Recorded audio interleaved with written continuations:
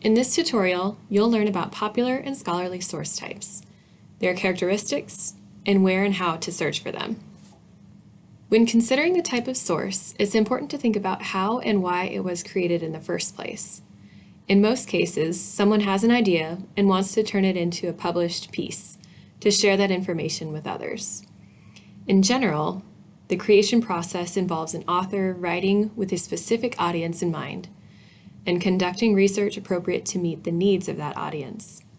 There's often some editing or publication steps involved, and all of this takes time before the information is ready to share with others.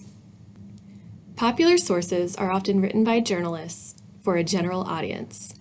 To write the article, the author might interview someone, use experience, statistics, or other sources as information. Depending on the publication, an editor may review the piece before it's published, but with the internet, you can't even guarantee that that article gets reviewed by anyone else. Some publications are published daily, weekly, or monthly, but popular sources often have a quick publication cycle to continue producing new content for consumers. Scholarly sources are often written by experts and scientists for other experts and scientists. You can tell their audience by the specialized language they use when they write. To write the article, they often conduct original research, collecting data and evidence through various research methods, or building off of the theoretical research of other scholars and presenting it to colleagues for the first time through this publication. The article is often reviewed by an editor, editorial board, and oftentimes it's peer-reviewed by 2 to 3 other experts in the field before it's published. Publications can be produced quarterly, biannually, or annually because the whole process takes several months to research, write, and review. If we think about the various types of information out there, we can begin to place it on the spectrum of popular and scholarly sources. The author and the intended audience are key indicators of how popular or how scholarly a piece is. So you may need to do some digging on the author or the publication that they've selected to disseminate that information to get a better idea of the intended audience. In general, newspapers and magazines are considered popular sources, and peer-reviewed articles are considered scholarly. Books and other publications fall somewhere in the middle, depending on their audience and the intended use. Of course, there are other types of sources out there too: blogs, podcasts, websites, and other things that can be evaluated based on the author and the audience and classified accordingly.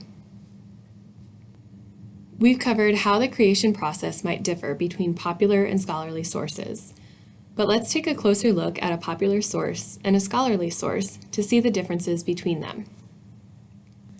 Popular sources may list the author's name, but they often don't include the information about their credentials for writing about the subject.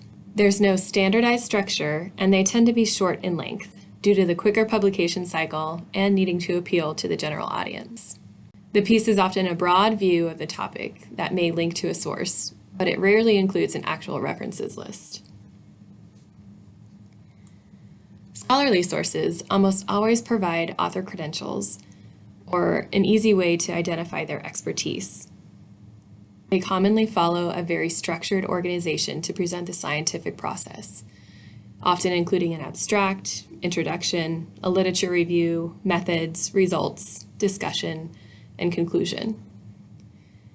They tend to be longer because they provide an in-depth analysis, presenting specialized information that might need additional context to frame it. Scholarly sources will cite lots of sources in a references section. We've talked about the differences between popular and scholarly sources, so now let's talk about where to find them. You can search for popular sources in Forsyth Library's Search Everything tool and use a newspaper, articles, or books filter, or click on the Research Databases button from the Forsyth Library homepage and use the Database Types filter to specify whether you want books, magazines, or newspapers. Use the Subject drop-down menu to filter even further to select a database from the list based on the name and description. Within most of the databases, you'll find a magazines, books, or newspapers filter to help you narrow your results when searching. If you're looking for websites, blogs, podcasts, or other types of sources, you may need to use Google to find it. Forsyth Library contains an abundance of scholarly sources. You can look for scholarly sources by using the Search Everything tool from the library's homepage, and use either the peer-reviewed journals and article filters at the same time, or you can use the books or book chapters filter. You could also search the research databases from the Forsyth Library homepage and use the subject drop-down menu to locate a database that is relevant to your discipline. Filter even further by using the database types filter to specify whether you're looking for books or articles. Select a database from the list based on the name and detailed description, and there will often be a peer-reviewed or scholarly journal filter within each database. If you ever have questions about the types of sources your professor requires or how to find them, you can always ask a librarian.